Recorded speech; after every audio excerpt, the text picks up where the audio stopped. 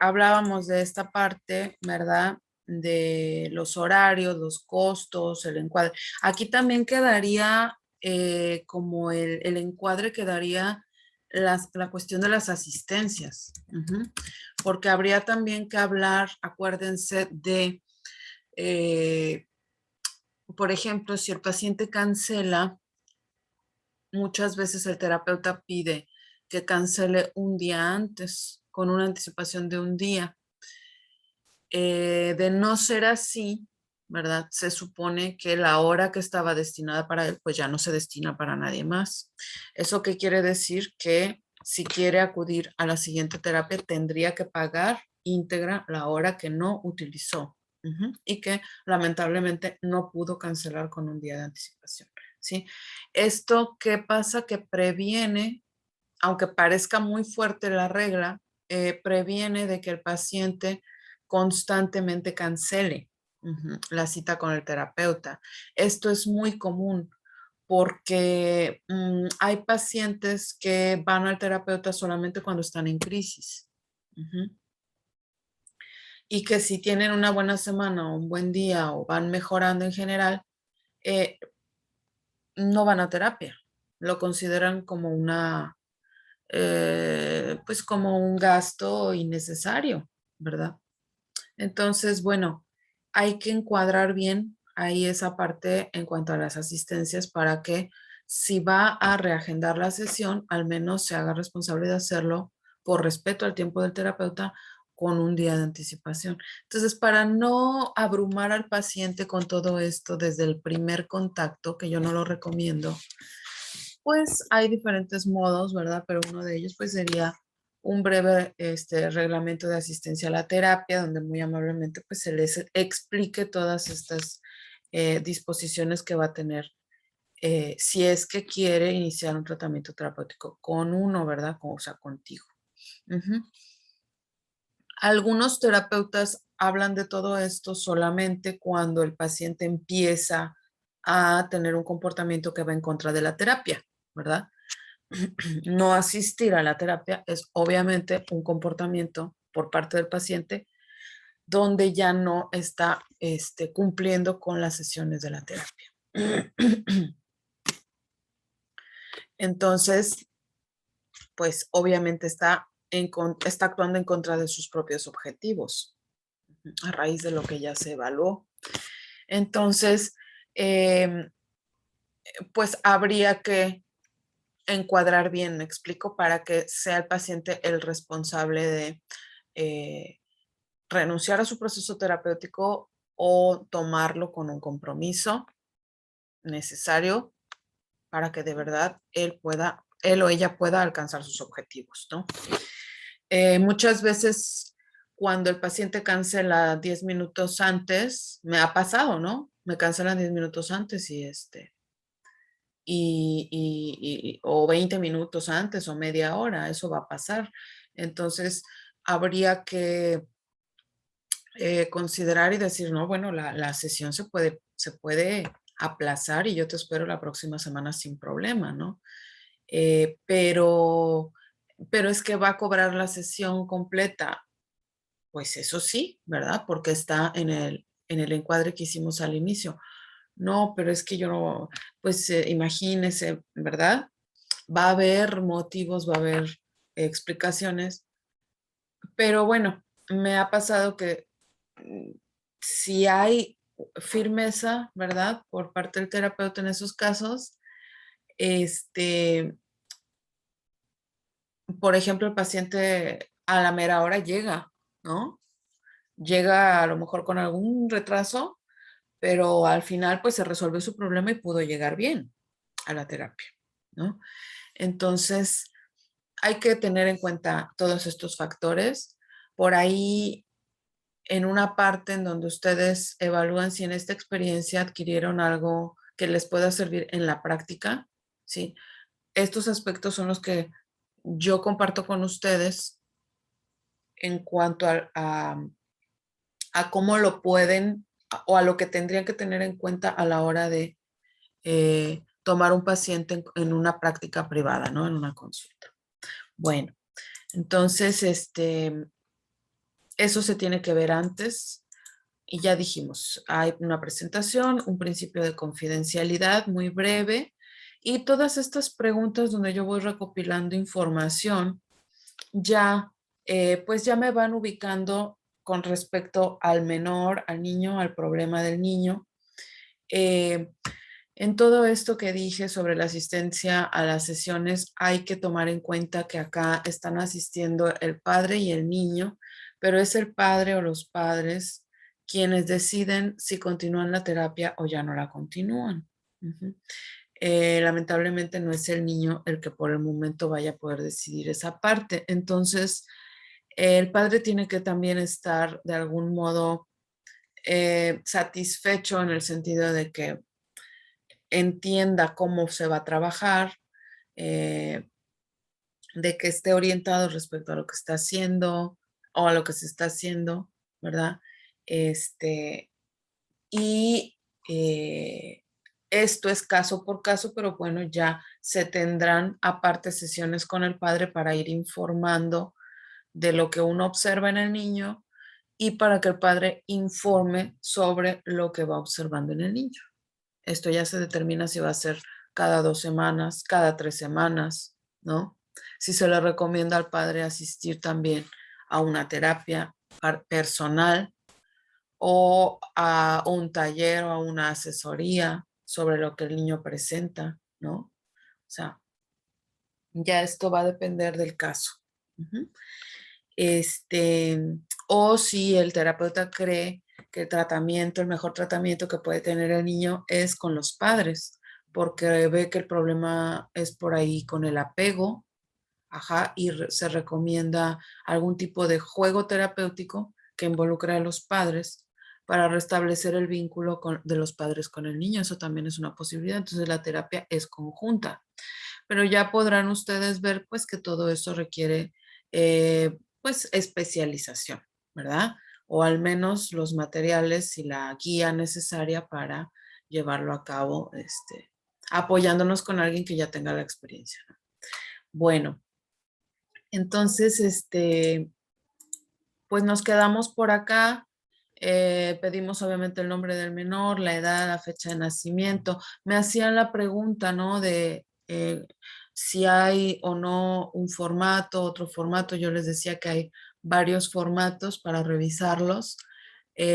Ahorita lo que me interesa es que ustedes y yo nos pongamos de acuerdo en lo que ustedes van a observar en esa primera entrevista, en los datos generales sobre los cuales ustedes me gustaría que indagaran. Ujú.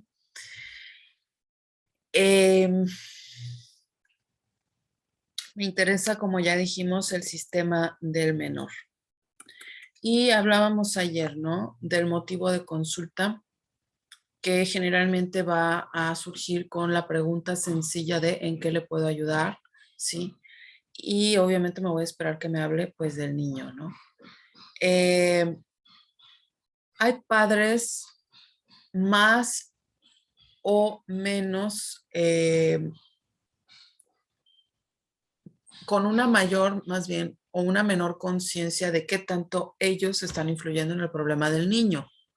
Hay padres que, vaya, ni siquiera entienden por qué uno les hace algunas preguntas, si el paciente es el niño, ¿verdad? Están como muy poco conscientes de que el problema del niño lo involucra en alguna medida también al padre, a la madre y al sistema familiar. Y hay otros que durante la primera consulta inicial muy probablemente estén muy culpables respecto a lo que está sucediendo con el niño, muy avergonzados de lo que haya pasado en esa historia con el niño que han tenido, eh, y pues muy sensibles también, ¿verdad? Obviamente muy sensibles a cualquier tipo de confrontación que pueda hacer el psicólogo, ¿verdad? Van un poquito como con miedo a que pueda culparlos más aún, ¿no? De haber hecho mal las cosas, ¿no? Entonces nos vamos a encontrar pues con padres también de muchas características muy diferentes. La actitud que se recomienda siempre es la de no juzgar, ¿verdad? La de, en vez de juzgar el comportamiento de una persona, tratemos de observar cuáles son las causas del comportamiento actual, ¿verdad? Porque todo parte de una necesidad y el comportamiento actual de alguna manera está satisfaciendo una necesidad, ¿sí? Entonces para no juzgar, hay que tratar de comprender la historia del paciente y de dónde viene su conducta, su comportamiento. Entonces, respecto a los niños, pues veíamos que podían ser síntomas más bien internalizados, no sé de dónde, porque aquí se borró esta parte, o síntomas que tienen que ver con su conducta, síntomas exteriorizados, ¿verdad? Y les decía que yo recomendaría en una primera sesión hablar sobre el motivo de consulta, ¿verdad? Es decir, hacer las preguntas pertinentes. Y ayer me hacían preguntas muy importantes. La primera es cómo saber cuál es la situación, cuál es la información, ¿verdad? A la que le tengo que escuchar, si la del padre o la del niño. Esto en caso de que se contradigan, ¿verdad? Pero a veces no se contradicen, ¿verdad? Muchas veces no se contradicen. Lo mismo que oyes del padre es lo que vas a oír también del niño. Va a haber congruencia. Pero yo comentaba que esto es algo muy común de que ocurra, de querer nosotros enterarnos de cuál es la verdad. Y yo les comentaba ayer que la actitud que a mí me gustaría que tomaran ustedes es siempre creer al paciente, ¿verdad? Siempre creer al paciente, aun si por algo no estoy creyendo, que no habría otra explicación más que por una lectura que yo hiciera del lenguaje corporal, ¿verdad? Del paciente o alguna incongruencia que yo encuentre en cuanto a la información, pues tengo yo todavía la manera de preguntarle amablemente la información que me hace falta, ¿sí? De no confrontarlo, pero sí decirle mi observación. Yo noto que eh, bueno, que tal cosa pasa cuando tocamos este tema, ¿verdad? ¿Hay alguna emoción al respecto? O sea, como terapeuta tenemos la posibilidad de preguntar, y no tanto de llegar a conclusiones de que algo es falso o verdadero, ¿verdad? Si nada de esto a mí me surge como conflicto, o sea, si no me surgen esas incongruencias con su lenguaje verbal y el no verbal o cuestiones que me llamen a mí la atención, no tengo por qué desconfiar de mi paciente. Y ya decía yo, no es una entrevista de trabajo, ¿verdad? Donde pues la persona está más bien inclinada a hablar bien de sí misma, ¿verdad? Porque la van a contratar para un puesto, porque la van a calificar en cuanto a sus cualidades, ¿no? Eh, afortunadamente, pues, este es el caso de la consulta, pues, de manera privada o en algún centro de asistencia, pues, no es el caso, ¿no? La gente no va a aparentar algo, sino más bien va por ayuda y más bien tiende a ser honesta respecto a lo que le pasa, ¿no? Em, entonces, bueno, y también para eso están las pruebas, ¿no? En caso de que yo tenga algún problema con la evaluación o quiera yo rectificar algunas situaciones que me parezca importante hacer, pues tengo mis pruebas psicológicas con sus escalas de validez, ¿verdad? Para evaluar adultos, claro, ¿verdad? Si a mí me interesa evaluar la personalidad de la madre, del padre, porque el caso así me lo está eh, así me parece mejor, más conveniente para el caso, ¿no? Entonces, bueno, em, y también me preguntaban sobre si se guarda algún tipo de confidencialidad con el niño. Entonces, sí, con el niño, y más con el niño que ya es grande, 10, 11 años, 9, 10, 11, si nosotros es parte también del encuadre, ¿verdad? Cuando le explicamos quiénes somos, por qué está el niño ahí, qué es lo que vamos a hacer, ¿verdad? estando ahí en el consultorio, pues brevemente también le podemos decir, ¿verdad? Que todo lo que ocurra dentro del consultorio, pues no tiene el psicólogo por qué decírselo a nadie si él no lo permite, ¿verdad? Este, entonces, y también, bueno, esa salvedad de que solamente si hubiera algo, ¿verdad? Que estuviera poniéndote en peligro o poniendo en peligro tu vida, probablemente sí, tendría yo que decirle a tus papás, pero antes yo te avisaría, ¿verdad? O sea, hacer ese breve encuadre con el niño también es importante. Pero muy brevemente, porque pues con los niños no podemos estar ahí mucho tiempo hablando de las reglas, ¿no? Y tampoco, o sea, de los encuadres, y tampoco con los adultos, también mucho tiempo no es eh, tampoco muy recomendable, ¿vale? Muy bien. Entonces, también hablábamos de que vamos a empezar a pensar en ese problema o en esa conducta que trae mi paciente como una situación, problema, a partir de la cual se dan emociones, ¿verdad? Casi siempre mi paciente va a venir por esta parte, por las emociones. Hay algo que le duele, hay un malestar significativo, ¿no? Y generalmente va a haber ahí pensamientos asociados a esas emociones y conductas asociadas a esas emociones, es decir, lo que el paciente hace cuando se siente así, la situación que lo hace sentir así, los pensamientos que lo hacen sentir así también, y cómo se siente al experimentar esa emoción. Ujú. Eh, entonces decimos que la emoción pues es la puerta de entrada para que nos manifieste muchas de las situaciones aquí, ¿no? Pensamientos, conductas y síntomas fisiológicos. Entonces, bueno, en relación al niño, voy a hablar de el problema, el motivo de la consulta, ¿verdad? Eh, para efectos de un proceso terapéutico que inicia con una evaluación, obviamente, ¿sí? Y nuestra experiencia se llama evaluación y diagnóstico en niños y adolescentes, ¿verdad? Para un proceso psicológico que arranca con una evaluación, yo tendría que preguntar en esta primera sesión, ok, ese es el problema, ¿verdad? Tendría yo que preguntar, ¿qué activa el problema? ¿Verdad? En ese caso voy a preguntar sobre los activantes, ¿verdad?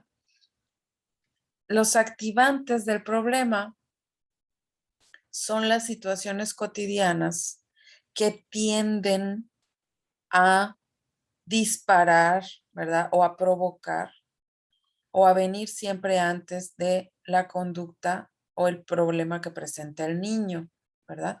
Vamos a imaginarnos que el diagnóstico, ¿sí? Obvio, esto lo tenemos hasta el final, o que el problema fuera orientado hacia un negativismo desafiante. Ujú.